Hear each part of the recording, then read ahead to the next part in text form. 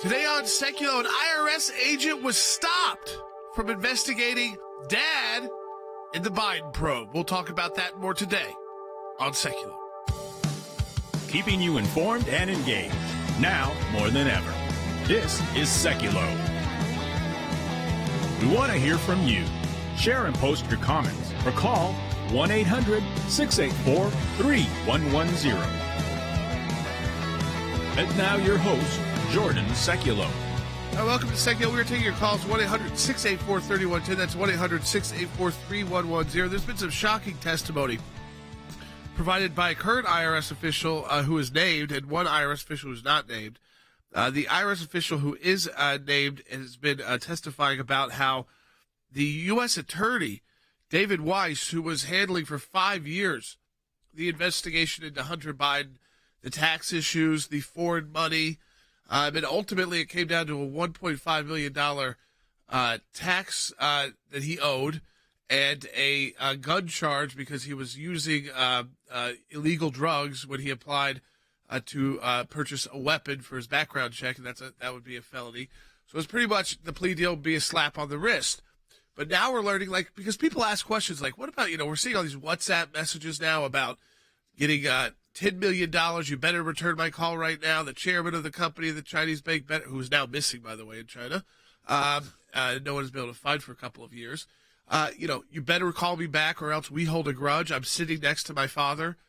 Why did all of this go? Why did none of this appear ultimately in any of the cases or even the prep for the cases before the plea deal? Well, now we're learning that the U.S. attorney, David Weiss, one, sought special counsel status so he could bring charges in any jurisdiction of the U.S. He was denied that status by the Department of Justice. Right. He also tried to bring charges in D.C. and Southern California and was denied by the local U.S. attorneys there. This is despite the fact that the Attorney General, Merrick Garland, said that he gave him full access to bring charges anywhere. Do we have that soundbite? Let's play it. Mr. Weiss, who was appointed by President Trump as the U.S. Attorney in Delaware and assigned this matter during the previous administration, would be permitted to continue his investigation and to make a decision to prosecute any way in which he wanted to and in any district in which he wanted to. Okay, so someone's not telling the truth, either the U.S. Attorney, Weiss, or the Attorney General. If it is the Attorney General that is not telling the truth, we have a very significant issue that's developing here right now.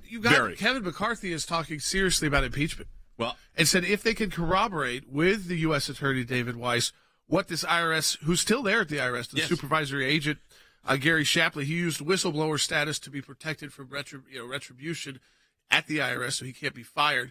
And there's another IRS agent who just hasn't want to be named yet, who's testified as well, who's corroborated this. So there's two of them. He's also named names about people that were in the meeting. Correct. With David Weiss.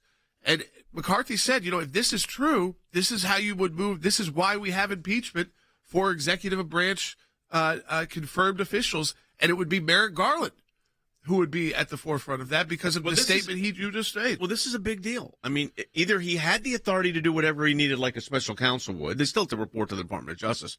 Or he didn't. Well, he was denied special counsel status. So that's number one. But he was also denied the ability to bring cases in other jurisdictions because you have to bring the case where the crime was committed. Now, what's also interesting about that, couple that with the IRS agent, who is the special agent in charge, saying, hey, they wouldn't let us continue statute of limitations. They limited the amount of investigations we could do. This is very serious, and this is where congressional oversight, and we will work with Congress, is very important. I'm a tax lawyer by training. Very, very important. The two cases that would have been brought were the money from China. That would have been Southern California because Hunter Biden was living there at the time when that money was received. And then the Burisma money would have been D.C. at the time because Biden was vice president, and that's where Hunter Biden was. So, and then both of those jurisdictions, he was denied the ability to bring charges. So he wanted to bring charges, is what the IRS agent who testified under the whistleblower says. Let's take your calls on this. 1-800-684-3110. That's 1-800-684-3110. This is why the plea deal, by the way, has not been agreed to yet by the judge. That's not until July 26th. There's a hearing on that. So things could change for Hunter Biden. We'll be right back on Sekulow. The challenges facing Americans are substantial at a time when our values, our freedoms, our constitutional rights are under attack. It's more important than ever to stand with the American Center for Law and Justice. For decades now, the ACLJ has been on the front lines, protecting your freedoms, defending your rights, in courts, in Congress, and in the public arena. And we have an exceptional track record of success. But here's the bottom line. We could not do our work without your support. We remain committed to protecting your religious and constitutional freedoms. That remains our top priority, especially now during these challenging times. The American Center for Law and Justice is on your side. If you're already a member, thank you. And if you're not, well, this is the perfect time to stand with us at aclj.org, where you can learn more about our life-changing work. Become a member today, aclj.org. After nearly 50 years, Roe v. Wade, the tragic ruling that manufactured a so-called right to abortion, has been overturned by the United States Supreme Court. This is the moment the ACLJ has been fighting for. It's the biggest victory we've achieved in our 3-decade-long fight against the soulless abortion industry. Across the investigation and prosecution teams, and bullying and threats from the defense counsel. This was a campaign of delay, divulge, and deny. Shapley, who is still working for the IRS, told us that even before President Biden took office, he was directed to avoid leads involving Hunter's father. There were certain investigative steps that we weren't allowed to take that could have led us to President Biden. And you wanted to take them? We needed to take them. And you weren't allowed to take them? That's correct.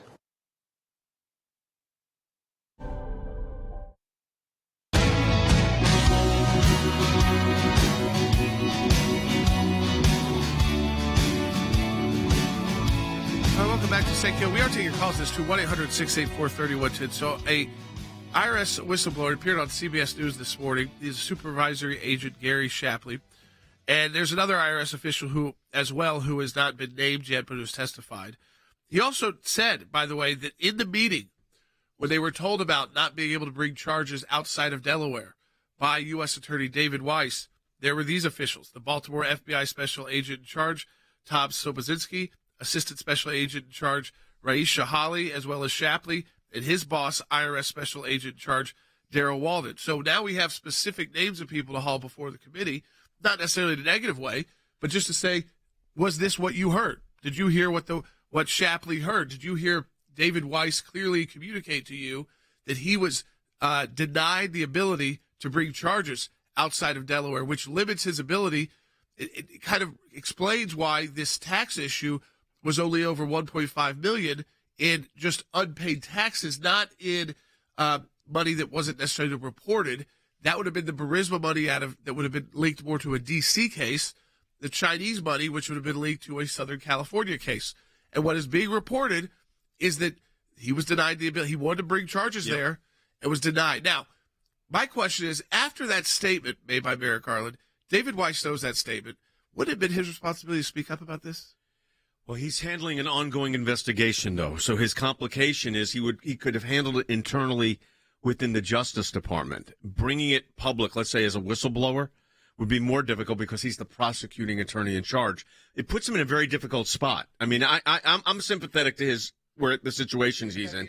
The entire DOJ against him. The entire DOJ against him and the White House against him. So he's in a tough spot. But now it's going to come out. So now what you're saying, yes, he's going to have to make an affirmative statement. If the Republicans, conservatives on the Hill, play this correctly, and when I say play it, do it right, this could have major repercussions going into, by the way, the 2024 election. It could significantly hurt Joe Biden legally. It puts him on par with kind of the legal issues that Donald Trump's facing. Yep. It's that kind of problem. Yeah, 1-800-684-3110. That's 1-800-684-3110. The difference is that Donald Trump actually has to go to court and defend himself, and Joe Biden doesn't. By the way, I'm hearing the trial could be as early as, for sure, January, February. That's what the DOJ requested. DOJ requested December. Yeah, December 11th, but that'll run into Christmas. Trial is estimated to be 2 or 3 weeks. I don't know if it's going to happen before or not. If it does happen before, or if it doesn't happen before and it happens after, they got to get a full defense team in place. Yeah, I think that's because they're going to come after him with the entire power of the federal government. And you and I know more than most lawyers know in America what that's like, because we did it for a president. But he's not the sitting president anymore, and that makes a big difference. Yeah, we're going to take your calls now, 1-800-684-3110. In the next segment, Mike Pompeo is going to be joining us about what is happening in Russia. So the former Secretary of State is going to weigh in on that and kind of help us, because people are saying, this is not over yet with Wagner. We've heard more out of Belarus as well. And supposedly this deal that Lukashenko cut, which the way he described, the way he talked to Putin would not be the way you would imagine the Belarus dictator being able to talk to Putin and being able to cut this deal. So it's a lot of questions in the air still about what will happen to Wagner, to the head of Wagner, and, of course, how this affects more broadly the war in Ukraine. But I want to take your calls on this, too. If you got questions about it, give us a call at 1-800-684-3110, because there's a lot of moving parts here. Tons. Multiple districts. You got a plea deal that's sitting there for another month, a little bit less than a month. And all the talk, there's even calls to the Wall Street Journal today for the judge to reject the plea deal in light of all the new information that has come out, just in the WhatsApp message alone, where it says, that you better call us right now. Where's your call? If you don't come through with the $10 million, we're going to hold this grudge. We know how to hold grudges. I'm sitting next to my father. That's when he was vice president of the United States. And the whole deal that, Biden's also on the record saying he knew nothing about these deals. But his son, we don't know if he was really sitting next to his dad. We don't know that. He could have just been using that in a text to sound tougher. But it certainly brings a question of, how would you not know these deals were going on? Let's go to Susan in Kentucky on line one. Hey, Susan. Hello. Glad you finally get through, and thank you. God bless you guys for all the hard work. Thanks. I'm just calling with a little sarcasm on Hunter Biden. I'm amazed to think about how he has been receiving millions of dollars from all these foreign countries, and how he has been evading his taxes, and he's a deadbeat dad and can't pay child support. And so I'm thinking, I just don't understand. If he is still a crack addict, he must be buying a lot of crack with all that money. I think he has recovered. I don't want to go. Look, talking about the legal issues is one thing. I'm not going to go into his health status. I hope he's not in that situation. It doesn't appear to be. It's going to be by the way, that was going to be a defense because criminal intent is impaired by drug dependency and disability. So that's just the way the law is set up. But I think it's worth going back a step, and playing what the whistleblower from the IRS said when questioned. Take a listen. There were certain investigative steps that we weren't allowed to take that could have led us to President Biden. And you wanted to take them. We needed to take them. And you weren't allowed to take them. That's correct. Okay, now this is the IRS agent that was in charge of putting together the criminal case against Hunter Biden. Now, let me tell you he's a special agent. That's an IRS criminal agent. He was a supervisory agent, means he's in charge of a group. They're called, in the civil context, a group manager. So he was high up within the field offices, within the division. Here's the problem with all of this. You got to couple this with what the U.S. attorney is now saying, that he was stymied. He was stopped. Not allowed to issue subpoenas and document requests and bring charges in the District of Columbia and in California. They would not allow it. That is markedly different from what Merrick Garland, under oath, said he gave as the parameters for the U.S. Attorney Weiss to engage. Very, very different. Yeah, I mean, that's the thing, is we've heard over and over again from the Attorney General in so many different settings that David Weiss can do whatever he needs to do. That's why we kept him on from the Trump administration. They made that political move that, hey, we're not going to get rid of this Trump-appointed U.S. attorney in Delaware. We're going to let him keep going in this multi-year investigation, which had already started under the Trump administration. Now it lasted 5 years. He did say, which was interesting, and maybe there was more to it than originally thought, because he did say when he brought these charges against Hunter in Delaware that they weren't closing out the investigation. Yeah. Now, you said in normal times that's kind of what you say. But in this case, now that we're learning this, maybe it meant more. It may, because it is a normal thing they say. They say, subject to getting additional information, the case will remain open. I mean, there's WhatsApp messages and all these things that they didn't necessarily. How did they not have those? We don't know if they didn't have them or if they couldn't act on them because they weren't the right jurisdiction to act. That's just so. The Chinese jurisdiction would have been Southern California or D.C.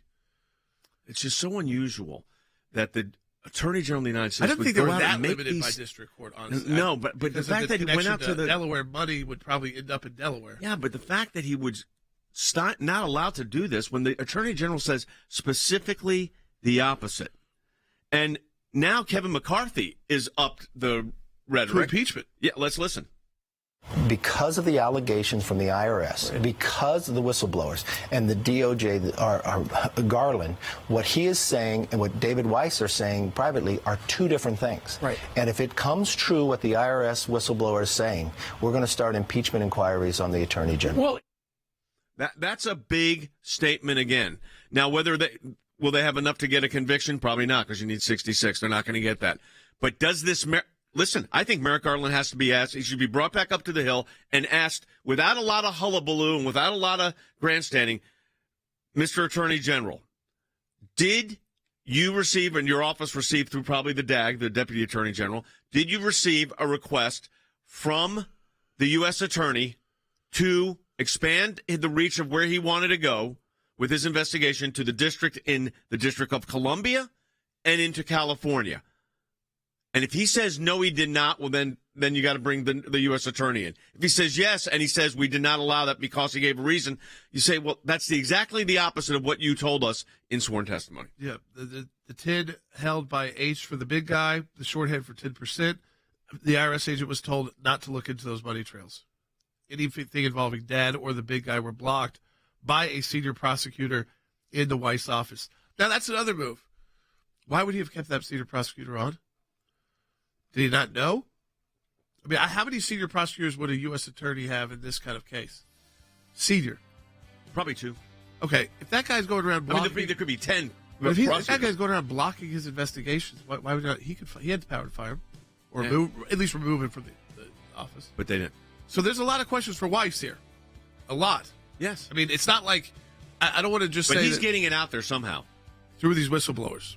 Yeah, who are saying, like, I was in the meeting with him, and I was shocked when he said, look, guys, all I can do is bring cases that we can bring in Delaware, or else they're going to beat us jurisdictionally in court. So we can't bring D.C., can't bring California, and those are the big cases. And by the way, to the IRS agents, don't even investigate. You realize what you just said? Yeah. They stopped an investigation of the president's son? If this turns out to be true, folks, okay, this would be a real problem for Joe Biden.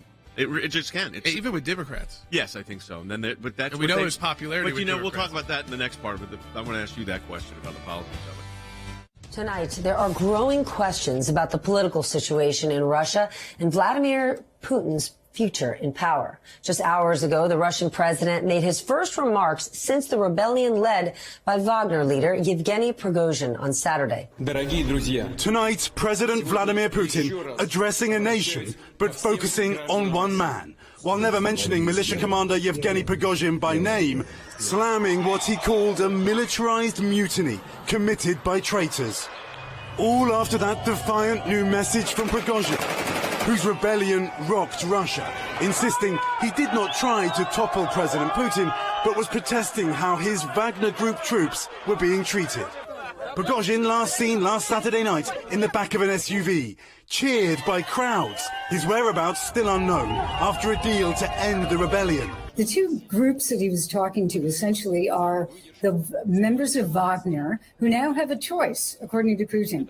You know, join the military, go back to your families, or go to Belarus. And we still don't know. I mean, Prigozhin is saying his men are sticking with him and that very few have decided to go into the military. He was saying that his country was on the brink, which has got to unsettle a whole lot of people. But number 3, he said that he was the one that solved everything and everything's back to normal and don't worry about it, Russia. So I go back to my point of he's just picked up more soldiers. He's just picked up a huge propaganda win because everybody's talking about Russia, which is what he wants. And he sidelined what was supposed to be his number one adversary. Here is that the Ukrainians are looking at this thinking, you know what? Our enemy, our adversary, our invader They're in disarray. That's probably good for Ukraine. There's one danger, Stephanie, and that is that Vladimir Putin looks like a weakened man. And if he needs to reassert himself and look strong, Ukraine may be the target.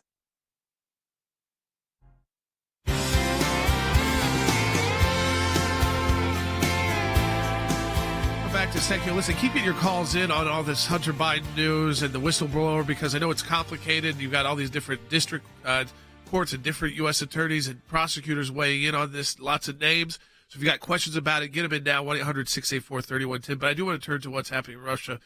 I'm really excited to have a former Secretary of State, Mike Pompeo, joining us, because I wanted to get his insight into everything that happened over the weekend. Secretary Pompeo, we saw the Wagner Group march on Moscow, then abruptly abandoned their march on Moscow with a deal that allowed the head of the Wagner Group to go to Belarus. It was supposedly brokered by Lukashenko of Belarus, which had people kind of scratch their heads at how does he kind of have this much power to broker anything with Putin on his own. So looking at this with your background, what was going through your mind when this all started unfolding? It was very quick over the weekend. Jordan, it's great to be with you again today. You know, when I first saw Prigozhin start to move, it reminded me of my time when I was in the administration, and Prigozhin's forces in Syria started to move against the Americans, and we killed some 300 of the Wagner soldiers that day. And we thought it was irrational, right? It was in Syria, he was crossing the river. He knew we had to know. And I remember thinking when Prigozhin's forces were on the move, you could watch it on TV, thinking, he's made a mistake again, right? There's very unlikely that forces are going to gather, permitting him to take Vladimir Putin out, or for that matter, even to gain leverage to get rid of his nemesis, the Ministry of Defense leader Shoigu and Gerasimov. And so I remember thinking this is almost certainly to end badly for Prigozhin and his forces. And of course, within, 30 hours or so, they turned around. Prigozhin's now telling a story. I think there's still a lot we don't know, but I don't think there's any doubt that Prigozhin viewed himself as having crawled too far out on the limb, kind of in the same way some of the Chinese business leaders did. And Putin was attempting to rein him back in, and he saw this as his last-ditch effort to protect himself. And of course, it didn't end that way. Mike, I always look at these things, and we done a lot of work in Russia. We had an office in Moscow on religious liberty issues throughout the entire country in the former Soviet bloc. I mean, our lawyers there litigated cases at the European courts on religious liberty and religious freedom and did a great job. Of course, we can't do that now with the sanctions in place. But I was going to ask you this question. I always look at the Russian situation, and you got to think it's like the Middle East. You got to think nine-dimensionally. It's like a nine-dimensional chess game. It's hard for me to believe that Putin didn't know a lot of this was happening, and that he may have been moving the players around here a bit. Could this be an exit or attempted exit ramp out of Ukraine? Because now he's got the Wagner troops allegedly not willing to fight, and he's got a domestic situation, and he says, you know what, I got to concentrate on home. I'm total speculation on my part. Jay, your point about the fact that we should all be quite humble in believing we actually know what's going on inside the Russian leadership circles is precisely right.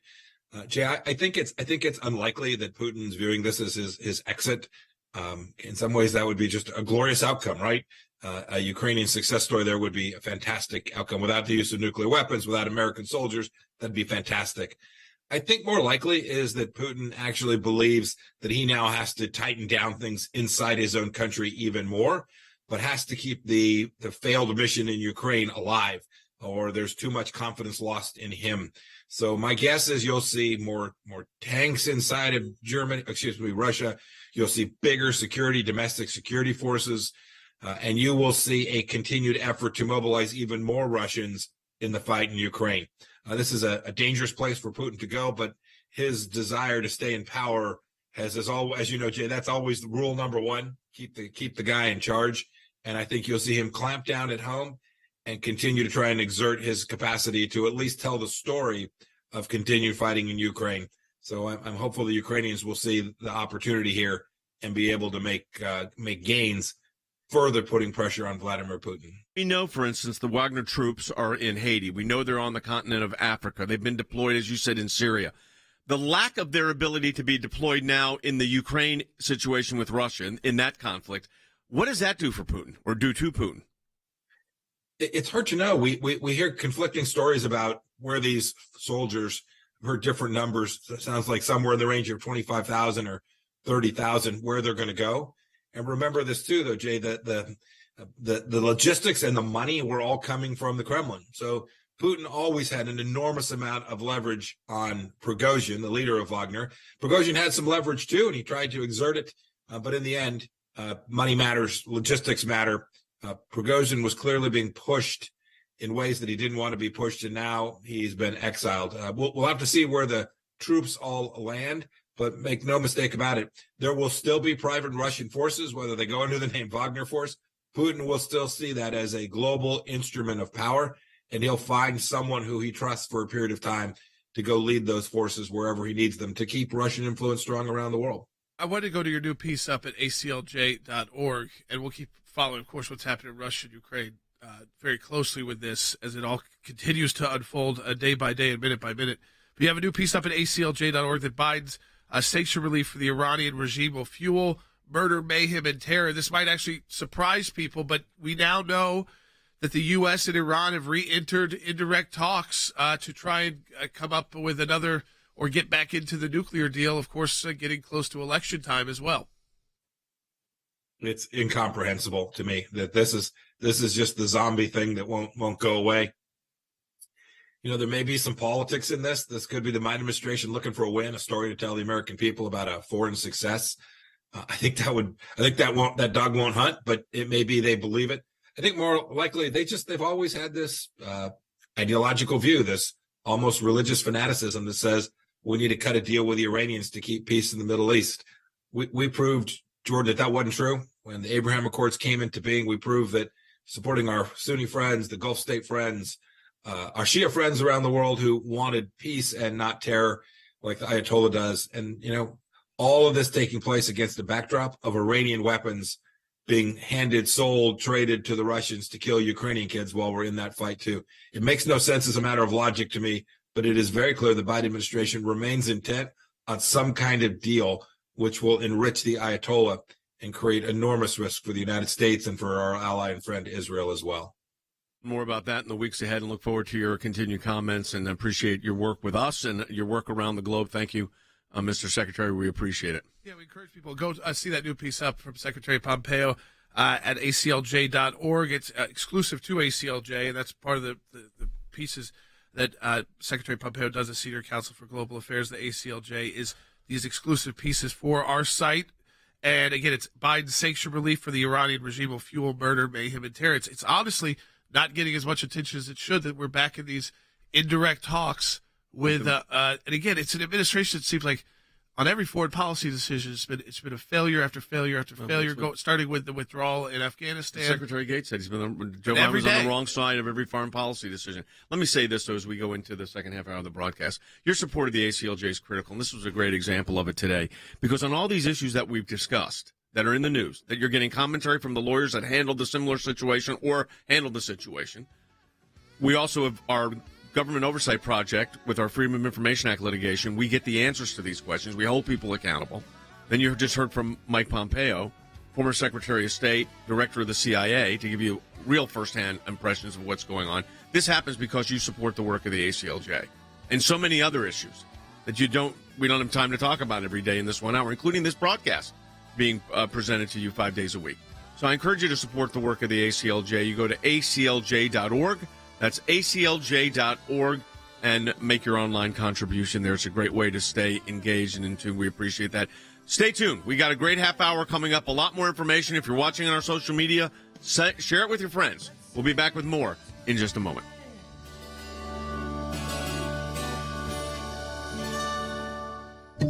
In our nation's history, we've never had this happen, ever. They don't like conservatives. They don't like your viewpoint. They were going after the free speech of American citizens, and these kind of actions just keep eroding the trust of American citizens in our government. This isn't about politics. This is about people and people's lives. They wanted to pressure social media companies to spy on Americans and to eliminate your ability to speak freely. Your government is weaponizing intelligence agencies to go after their political opponents. That's really scary, you're not just saying, I want to change, the priorities of the FBI. You're saying, I want to get rid of a lot of these people. This is driven by expanding the size and scope of government. This is amping up the political environment to a level that I don't think we've seen in U.S. history.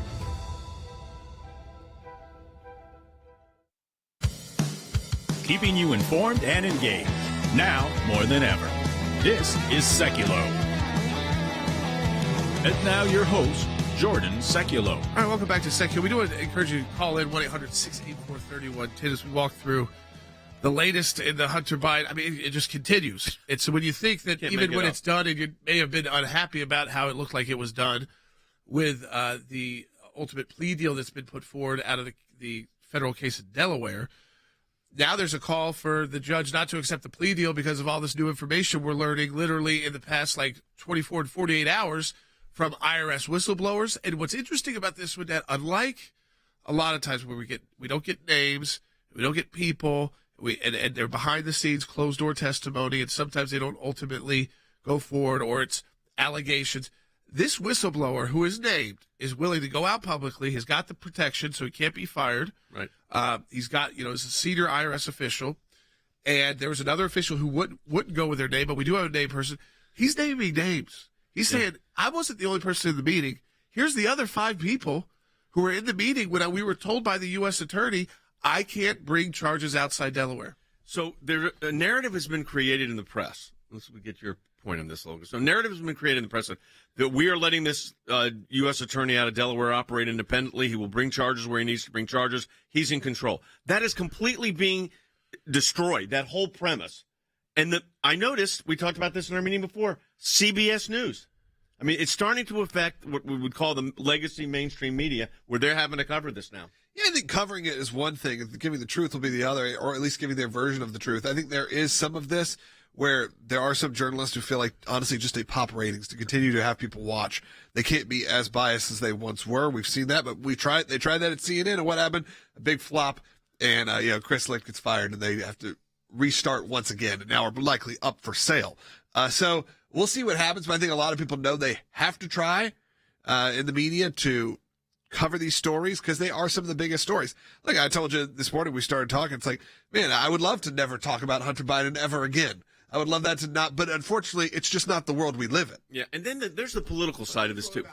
I mean, it's like they kind of throw it in our face with the state dinner with the Indian Prime Minister. He's front and center while he's pleading to federal. I mean, he's still admitting to federal charges, criminal charges, and they're putting him right back in the room to make deals with Indian businessmen. Right. So here's the question I was going to ask you before the break, and that was, how much of this could be the Democrats letting this happen and weaken Joe Biden so they can get somebody else in there? We definitely know that a lot of grassroots Democrats, well, that's not the party officials, but people who actually are the ones who volunteer and are kind of the Democrat base, are 60% want him out. They want him gone. They want him to just say, I'm not going to run again. That gets very questionable about who would be next. I think it would definitely be Harris. I don't think there's any doubt. I think there's way too many different reasons why they would have a very difficult job bypassing her unless she jumped out too, unless they were able to move her out of the way as well, and she did it voluntarily. But I do think Logan's right. Do they let this all come out now while the Trump stuff's coming out too, and then by the time you actually get to the election, it's all about timing. And really, when you really look at it, for them, there's no one really running against Joe Biden as much as people want to say there is. There's really no one at this point who could do some pending, for really, I'd say for Trump or for Biden, pending something catastrophic, like medically, I'd say, like something like that, which you obviously don't hope for, but there's very little that can derail either of them at this point. I mean, the most negative news for Ron DeSantis I've seen lately has been multiple news outlets, left, right, mainstream, just saying he's stalled. He's just another one that we're kind of pulling out of the full coverage. I think that's true, too, is when you think about some of those top candidates, they send people on the trail. It's very expensive. Those decisions start to have to be made in the next shake month. hands, and there were a lot of reports he wasn't good at shaking hands. Yeah, so we'll see. I mean, it'll be interesting to see. Now, again, a lot can happen.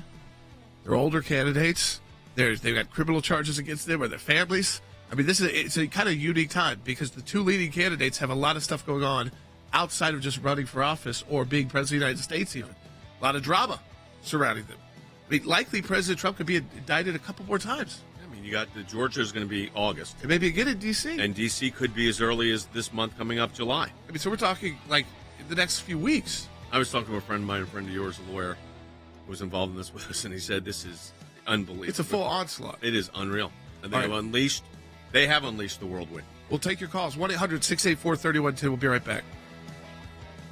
The Freedom of Information Act Which one? allows people to petition their government and ask for the background information as to why they came to a certain decision. It's thousands of pages of paper, and in those thousands of pages of paper, you usually find a nugget. We are entitled as citizens of the United States to know about how our government works. Government agencies acting out of control. They want to keep Americans in the dark. That's why it's incredibly important to have the ACLJ constantly pushing to find out what the background information is. Do you remember the Iran deal? There was a video about what took place on that deal, and it was edited. And the edit took out the key part of what was going on. State Department, White House, editing videos to keep it from the American public. We have exposed that in our FOIA litigation, and we do that every day that we bring these cases. We took it to the IRS.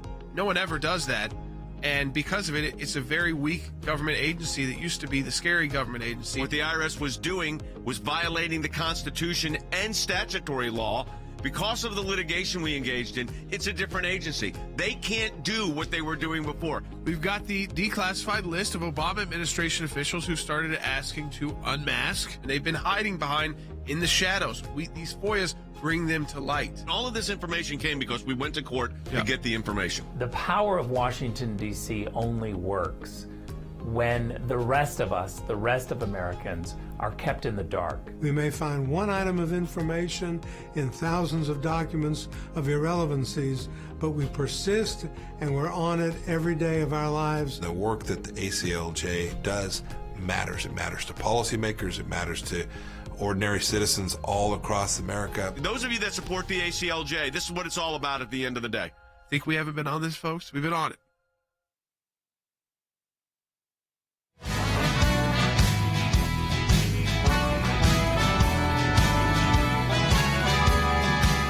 Your calls at 1-800-684-3110. Let's go to Joanne in Ohio on line 1. Hey, Joanne. Hi, guys. I hope everyone is well today. I have two questions. First of all, I don't know who she is, this U.S. attorney or is she an IRS attorney? I don't know who she is, who's telling them that they can't talk to anybody that would mention the big guy. That was the U.S. attorney who's assigned to the case in Delaware, was a Trump appointee, actually, who had the case before the election. They let him stay. And he was told by officials at Maine Justice, that's the Department of Justice headquarters in Washington, that he did not have the ability to go into California or the District of Columbia in the investigation. Go ahead and continue. I just wanted to clarify that. His name is Weiss. That I was told. There was a female attorney who told them they couldn't ask any questions that would lead to Joe Biden. They did limit the inquiry of the questions. He was limited. So I don't. Again, he was told that he could not look into money trails that involved dad of the big guy by a senior prosecutor. That might be who you're talking about, working for Weiss. So one of the senior prosecutors for Weiss stepped into the IRS agents and said, don't go there. Here's the question you got to ask yourself. That's what he's alleging. With all of these, you've got to ask yourself this question. Can the American people take, Logan, from a media standpoint, all of this information coming in on both Biden and on Trump, and it's unrelenting, and it's every day. It's frustrating to the callers. It's a frustrating amount of info every single day. Yeah, I think there's a lot of people who don't pay attention anymore, who do tune out. You've seen numbers slip on the news. You've seen all of this happen, and a lot of it is not just because of they don't like the channel or they've moved on. A lot of it's fatigue. They're fatigued with the amount of content. You've had 8 years almost now, of Donald Trump negative press. There is a fatigue that comes out of it. Eventually, you stop watching things that only feed you negativity. And I think that that's going to be part of this, is that, yes, can the American people take it? Yeah, because eventually they'll turn it off. And I think that's the truth. If you really want to look at it, eventually people will turn off the TV. They will turn off their radio. They will quit watching videos online because eventually they get sick of it until it's really time. And really when it's going to be time now, it's looking like November of 2024 because it seems like we are, 3 or 4 weeks away from a debate that's likely not going to matter, primaries that likely are not going to matter, and then you're going to roll into an election, a general election, when we already know who's going to be there. So why are people going to care until next fall? Is the debate going to matter? You got an August debate is the first Republican primary debate. No. Because by the time, again, you've got multiple chances to go in these debates. And I think if you're ahead by 60% and they're going to tell you got to be on a stage with 9 people, you say, you're crazy. Maybe I'll be on stage with 4. But I'm not going on stage with the guys at 1%. But they did that before, didn't they? When they split them up, where they had the 2-tier Yeah, but that's debates. because there were 18. And then some the people first one moved was up, still and some 12. people And went the down. Democrats agreed to that. The DNC, in their rules, agreed to that. What are the Republicans agreeing to? We had crazy debates. Remember, there were 12 on the main stage, 6 on the second stage. You think that's meaningless for people? Well, because you talk for 2 minutes. And then if And you're it's gonna Donald be everybody Trump, all you attacking do is Donald get Trump. attacked. And then the honest truth is, he kind of made a name for himself in those early ones. But I think then he realized, I did it. I took them all out. What his position is right now politically is that no one is a threat to me in this nomination, so I'm not going to let them talk to me. He's not going to have Ron DeSantis allowed the chance to even throw a punch at him. Will there even be general election debates? Probably not. Also, right? Those are off. They may not. Yeah, the because RNC's pulled out of the... Because if you look at what probably really started to derail the last election, is some of those first debates that kind of went crazy. The first general election debates, the Trump-Biden debates, the first ones, we all can go back to and go, well, that was an insane time in America watching that. They know that that's not good. Well, that's not positive for either. I think that, Brett Baer had the chance to interview Donald Trump before this debate, knowing he was going to be the moderator. And he spent 20 minutes of his questioning, asking the same question about the documents, didn't talk at all about issues. So then if you're Donald Trump, you think, okay, is this what they're going to do to me when I show up in August? They're just going to talk about my cases. They're not going to talk about actually what I did as president, and what I plan to do as president. We're just going to be talking about my legal woes while you're going to ignore any other people's problems and just let them come punch me. But obviously, if Donald Trump's not at that debate, guess how many people are watching it? I know, and to me, that's such a bummer because I honestly think that there's people on that stage I really would love to hear from in that kind of setting. With a president, with having to debate someone like a President Trump.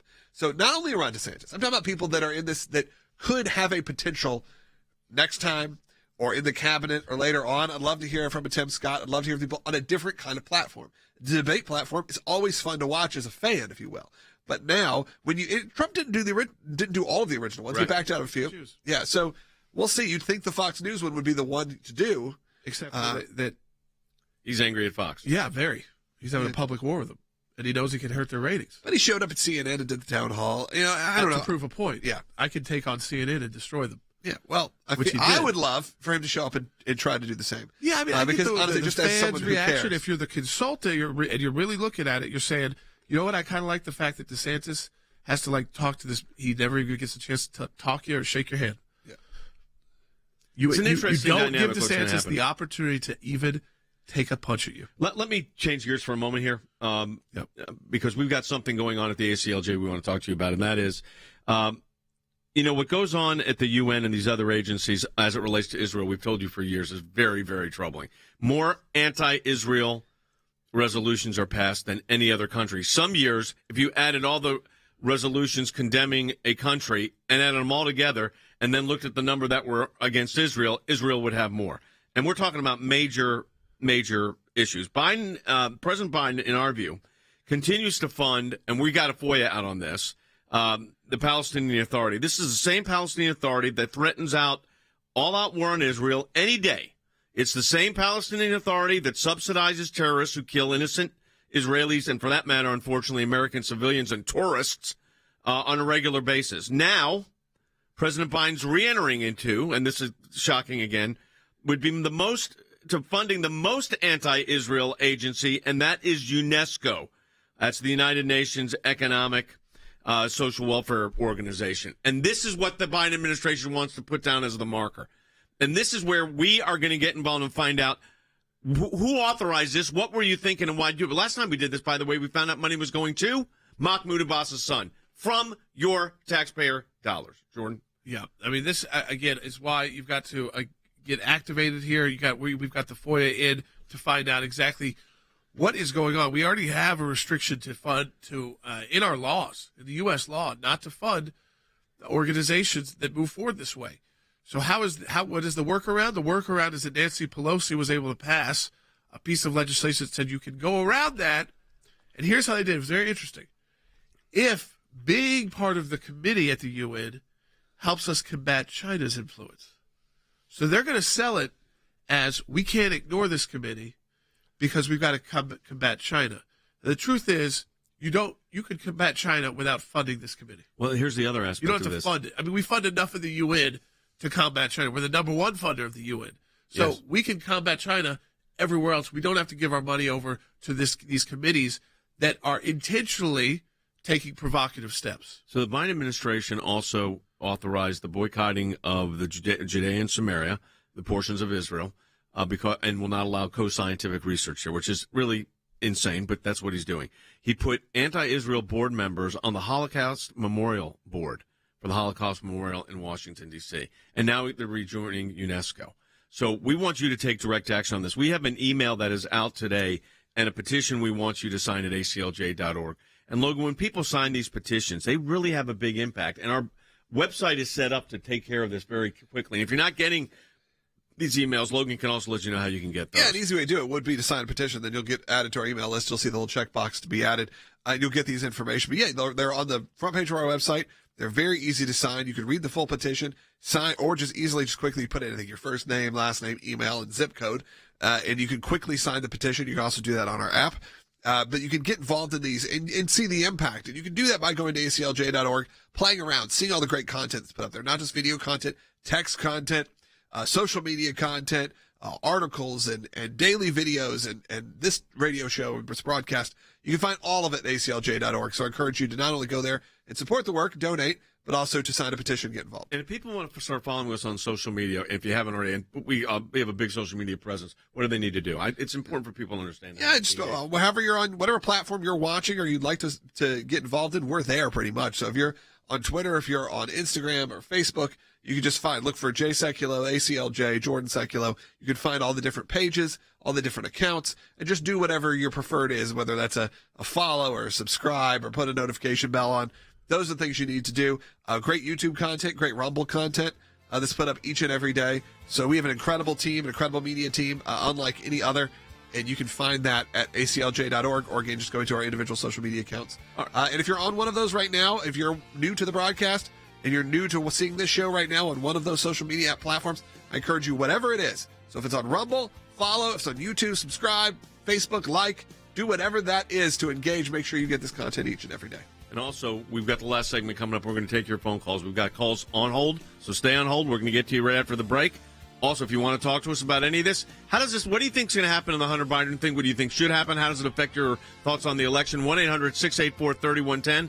That's 800-684-3110. And don't forget, support the ACLJ at aclj.org. Back.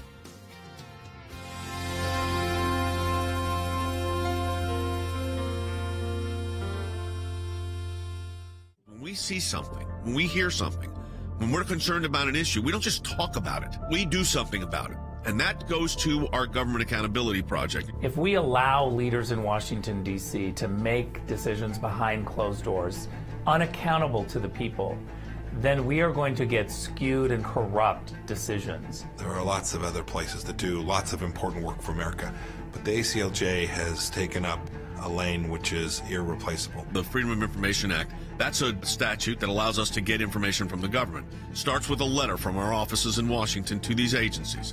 And it says, give us this information on these topics.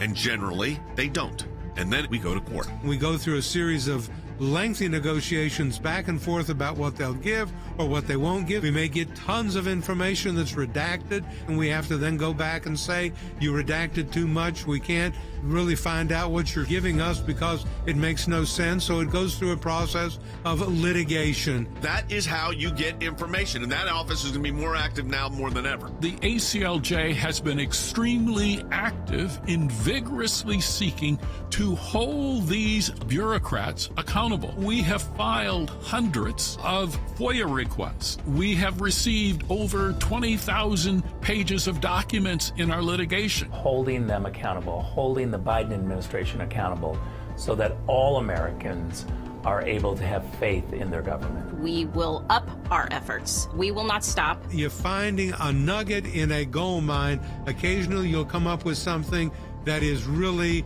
a bombshell, but you have to persist in doing it, and that's what we do. That's a little bit of what we do through our Office of Government Accountability, and of course that comes under our Office of Government Affairs. So your support of the ACLJ supports all of that.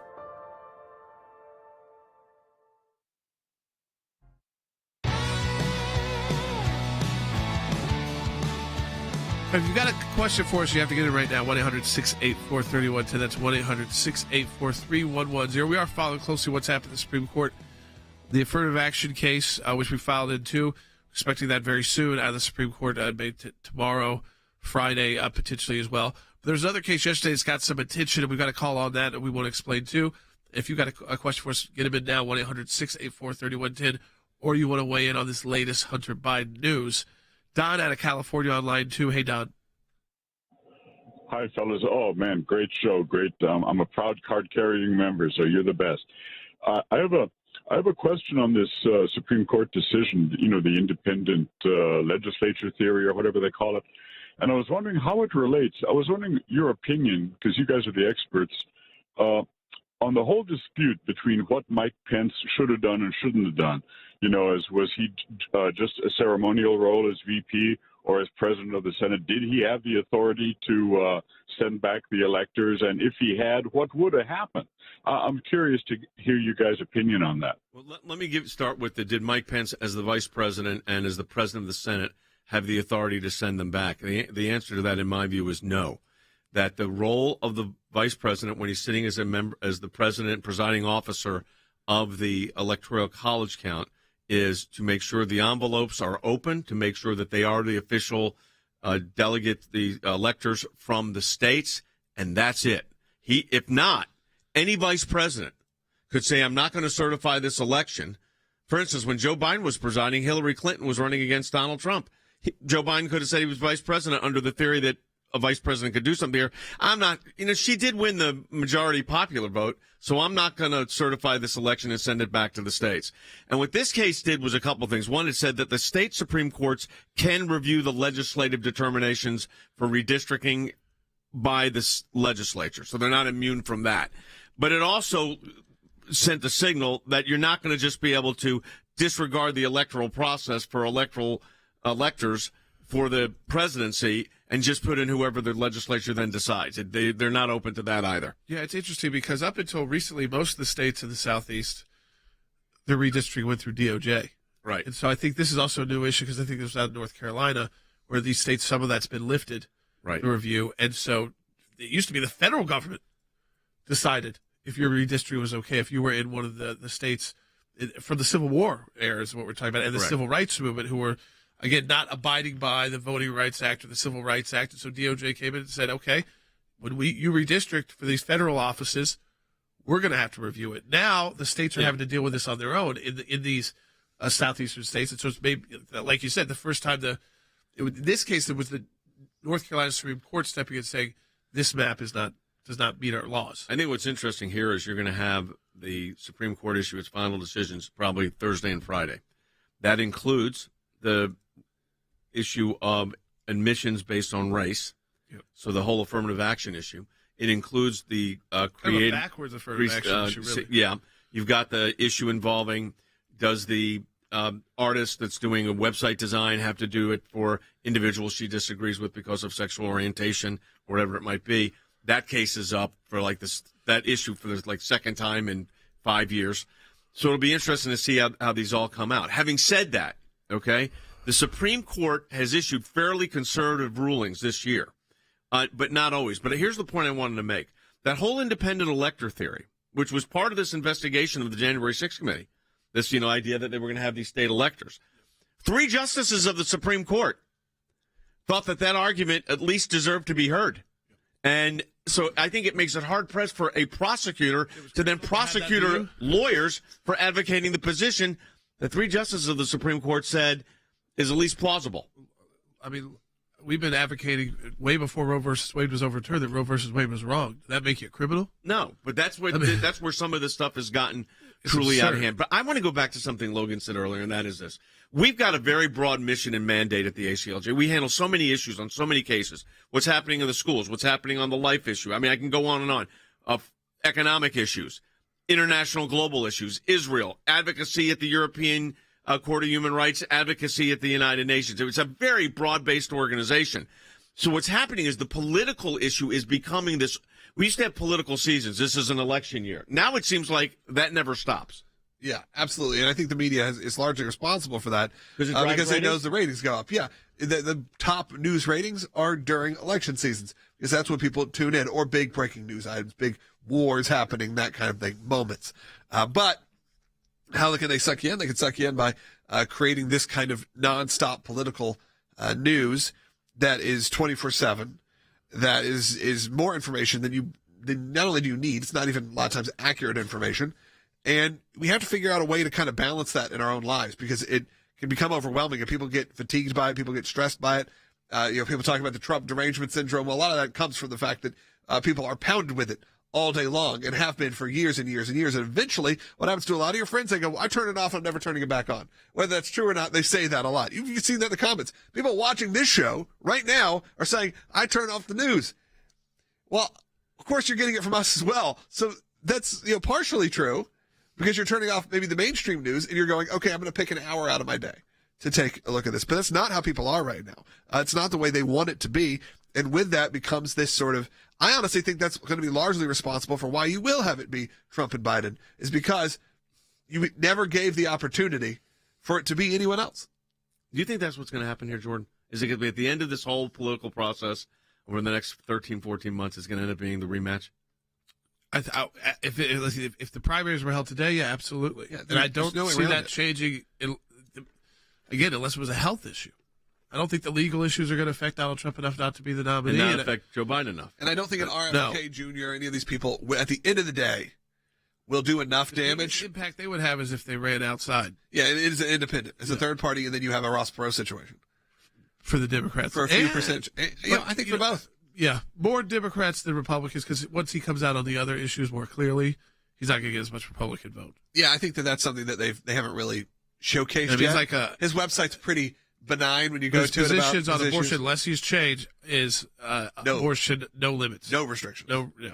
Nothing. That's not going to get a lot of Republican votes. I would hope not. All right, we got a comment on Rumble. This is an interesting one. Nancy Pelosi pushing for SCOTUS term limits. Hope you'll address that at some point. I'm going to address it right now. First of all, we take a constitutional amendment. It's a lifetime appointment to the Supreme Court. I think it should be. They're supposed to keep the court out of politics. That's the idea. They want term limits, so they think they can have term limits so they can appoint more justices. But that's not the way the founders wanted it. For all the people asking for term limits, for it to be Nancy Pelosi, yes, who's been there for, been involved in the world for how long?